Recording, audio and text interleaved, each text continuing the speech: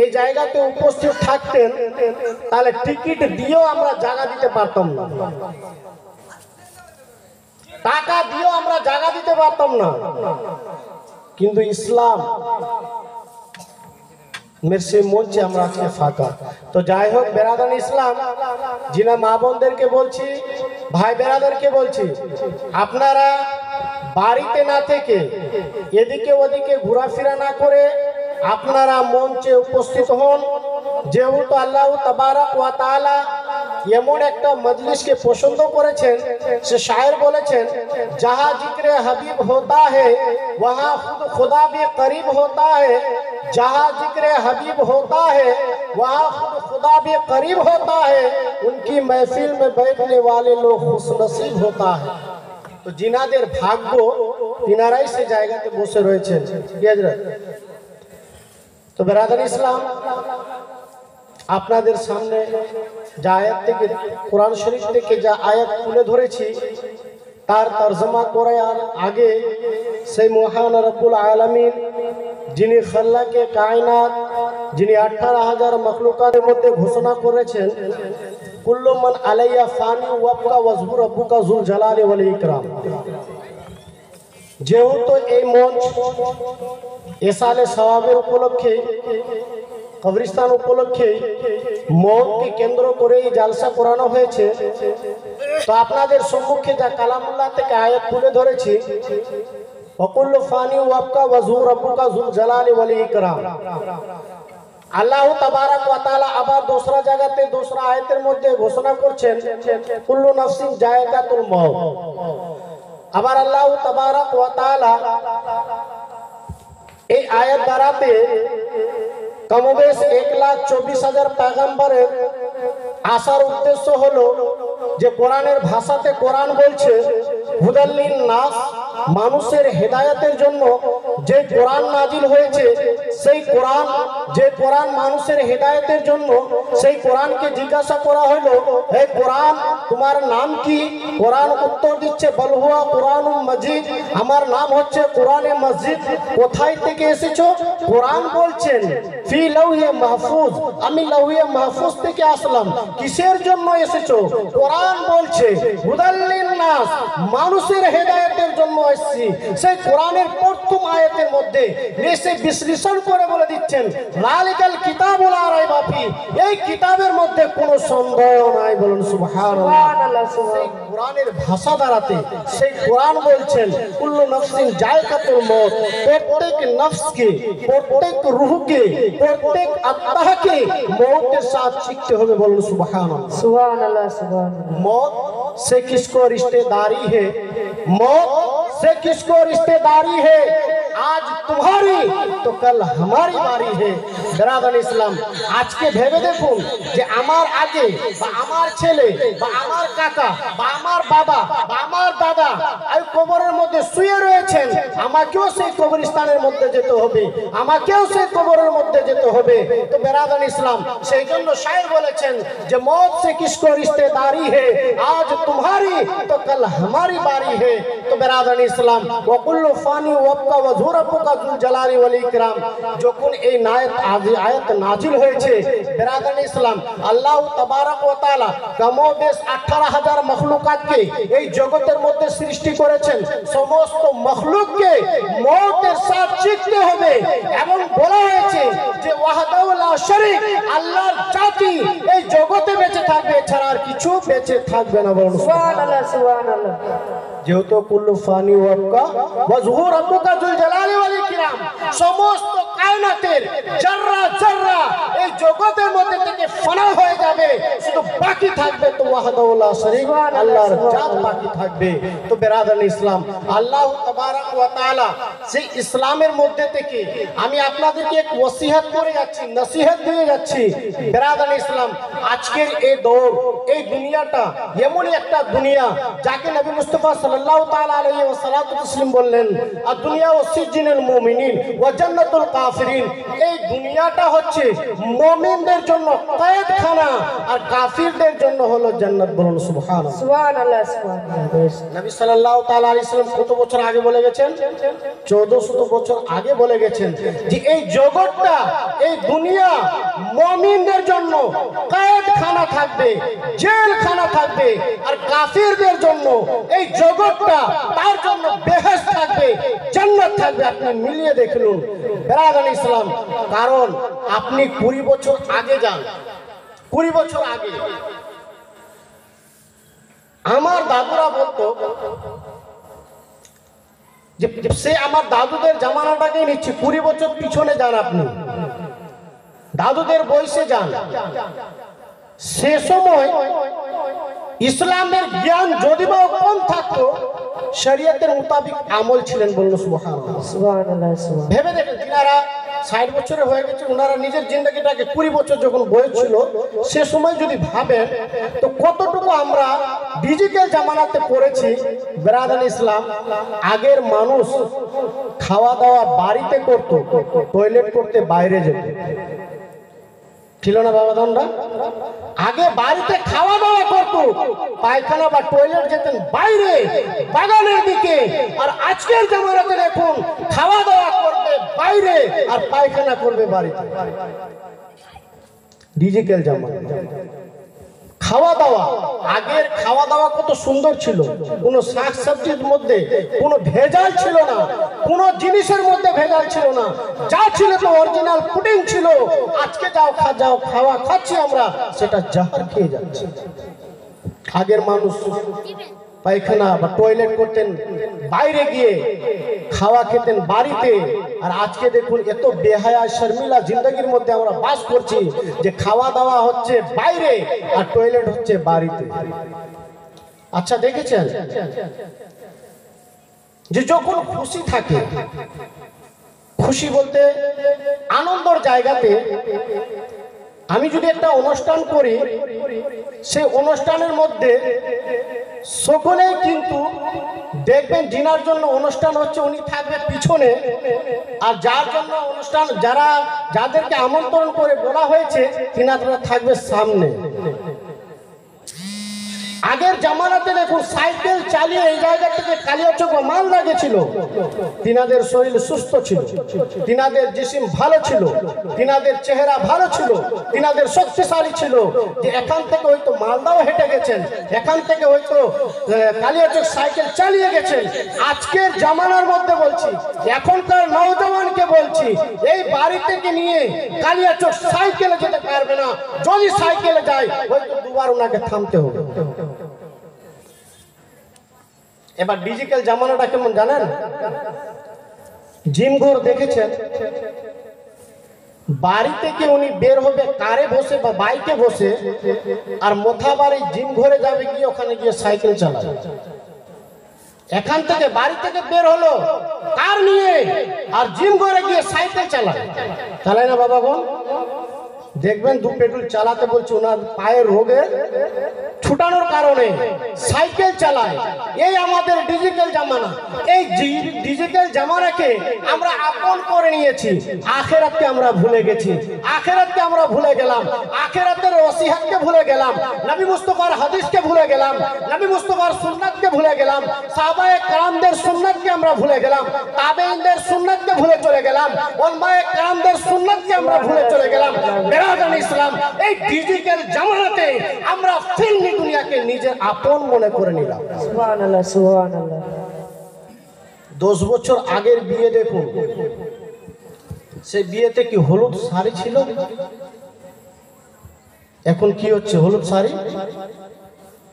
আচ্ছা, হাদিসের মধ্যে রয়েছে আল হায়া ওয়া শুবাত মিনাল ঈমান, হায়া একটা ঈমানের অঙ্গ,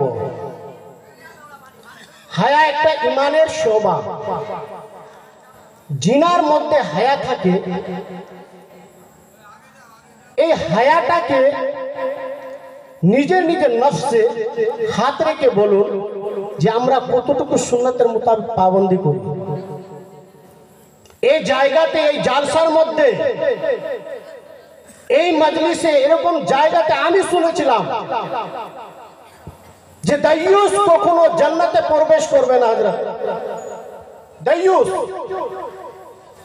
দাইয়ুস কখনো জান্নাতে প্রবেশ করবে না। দাইয়ুস তাকে বলা হয় যেই বাবার, যেই মায়ের, যেই ভাইয়ের মা এবং বোন বাড়ির স্ত্রী যদি তিনি বেহায়াতে পর্দাতে ঘুরে সে ব্যক্তি যতই ইবাদত করুক না কেন জান্নাতে প্রবেশ করবে। সুবহানাল্লাহ সুবহানাল্লাহ। এবং এই জামানাতে ভয় যখন মেয়েদের বিয়ে হয় না তখনই ভয়, আর আগে ভয় নয়। সাবালিকা হতে গেলে মেয়েদের ভয় থাকে, কিন্তু আপনি ভেবে দেখেছেন সেই মেয়ে যখন বিয়ে হয়ে যায় শ্বশুরের বাড়ি যায় তিনি পর্দার সহিত বোরখার সহিত তিনি শ্বশুর বাড়ি যায় এবং মায়ের বাড়ি যায় আত্মীয় স্বজনের বাড়ি যায়, আর যখন সাবালিকা থাকে জওয়ান থাকে তখন বেহায়া বেপর্দাতে ঘুরে থাকে। সুবহানাল্লাহ সুবহানাল্লাহ। বিয়ে শাদিতে কিনারা যিনাদের বিয়ে হয়ে গেছে তিনারা হলুদ শাড়ি পরে ঘুরে না, যিনাদের বিয়ে হয়নি তারা ঘুরে। এগুলো হচ্ছে ফিতনা, এগুলো হচ্ছে আমরা টিভি দেখে সিরিয়াল দেখে আমরা এগুলো জিনিসকে আপনি নিয়েছি, নিজের মনে করে নিয়েছে। আর যে জিনিসটাকে আমরা নিজে করেছি সেটা হচ্ছে ডেঞ্জার এবং জাহান্নামের নিশানা। তো বেরাদান ইসলাম, আল্লাহ তাবারাক ওয়া তাআলা এই কোরআনের মধ্যে ঘোষণা করলেন ওয়াকুল্লু ফানি ওয়াবকা ওয়াজহু রাব্বুকা যুল জালালি ওয়াল ইকরাম, যে আল্লাহ তাবারাক ওয়া তাআলা দুনিয়ার সমস্ত কায়নাতকে ফানাহা করে দিবেন, রেজা হয়ে যাবেন, শুধু বাকি থাকবে তো ওয়াহদাহু লা শারীক আল্লাহর জাত বাকি থাকবে, এছাড়া জগতের মধ্যে আর কেউ বাকি থাকবে না। ফেরেশতাগণ তখন বলতে লাগলেন হে পরবর্দিগারে আলম কুল্লু নাফসিন জায়গাতুল মউত দিয়ে সমস্ত নফসকে সমস্ত রূহকে যখন মওতের স্বাদ চিখতে হবে, আমি তো ফেরেশতা আজরাইল আলাইহিস সালাতু তাসলিম তো রূহ কবজ করে তিনার রূহকে কে কবজ করবে? মিকাইল আলাইহিস সালাতু তাসলিম যিনি আসমান থেকে বারিশ বর্ষণ করে সেই মিকাইল আলাইহিস সালামের রূহ কবজ কে করবে? হযরত জিবরাইল আলাইহিস সালাতু তাসলিম যিনি নবীদেরকে ওহী পাঠান সেই জিবরাইল আলাইহিস সালামের রূহকে কে কবজ করবে? তো বেরাদান ইসলাম, আজরাইল আলাইহিস সালাম যে মানুষ বা সমস্ত রূহকে কবজ করে সে আজরাইল আলাইহিস সালাতু তাসলিমের রূহকে কবজ কে করবে? বেরাদান ইসলাম, সেই জায়গাতে আল্লাহ তাবারাক ওয়া তাআলা কোরআনে স্পষ্ট করে বলে দিলেন কুল্লু নাফসিন জায়গাতুল মউত, প্রত্যেকটি নফসকে প্রত্যেক রূহকে মওতের স্বাদ চিখতে হবে। সেই জায়গাতে ফেরেশতাগণ আফসোস থেকে গেলেন যে আমাদেরকেও মৃত্যুর স্বাদ চিখতে হবে। দোসরা জায়গাতে ওয়া কুল্লু ফানি ওয়াবকা ওয়াজহু রাব্বুকা যুল জালালি ওয়াল ইকরাম, সেই জায়গাতে সমস্ত জাররা সমস্ত মাখলুক সমস্ত কায়নাত ফানা হয়ে যাবেন, সেই জায়গাতে আর ফেরেশতাও বাকি থাকবে না, ফেরেশতাও ফানা হয়ে যাবে। বলুন সুবহানাল্লাহ। এই দ্বীনে ইসলামে জন্ম নিয়ে নবী মুস্তাফা সাল্লাল্লাহু তাআলা আলাইহি ওয়াসাল্লাম তাসলিমের হাদিস রয়েছে, বুখারীর হাদিস, আল গীবাতু আশাদ্দু মিনাল জিনা, যে ব্যক্তি ঘৃণা করলো চুগলখড়িগিরি করলো গীবাত করলো তিনি জিনা করলেন। জিনার যা সওয়াব জিনার যা গুনাহ আল্লাহ তাবারক ওয়া তাআলা সেই সাজা গীবাত करने वाला কেউ দিয়েছে যারা চুগলখড়িগিরি করে। আবার নবী মুস্তাফা সাল্লাল্লাহু তাআলা আলাইহি ওয়াসাল্লাম বললেন মা আসফালা মিনাল কাবাইনি মিনাল ইজারি ফিহিন নার, পাজামা প্যান্ট লুঙ্গি যে জিনিসটা টাকনুর নিচে থাকবে সে ব্যক্তি জাহান্নামে যাবে, নবী মুস্তাফার হাদিস। তো বেরাদান ইসলাম, এই দুইটা হাদিসকে আপনি কেন্দ্র করে দেখুন যে আল্লাহ তাবারক ওয়া তাআলা হাবিব জনাবে মুহাম্মদ রাসূলুল্লাহ সাল্লাল্লাহু তাআলা আলাইহি সাল্লাম বলেছেন সে ব্যক্তি কখনো জান্নাতে প্রবেশ করতে পারবে না।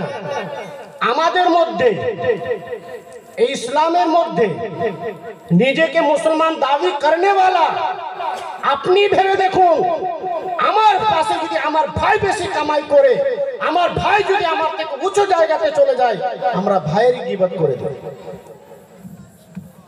আমরা ভাইয়ের গীবত করে থাকি, চাচার গীবত করে থাকি, পাড়োশের গীবত করে থাকি, না হলে রিশতেদারের আমরা গীবত করে মশগুল রয়েছি।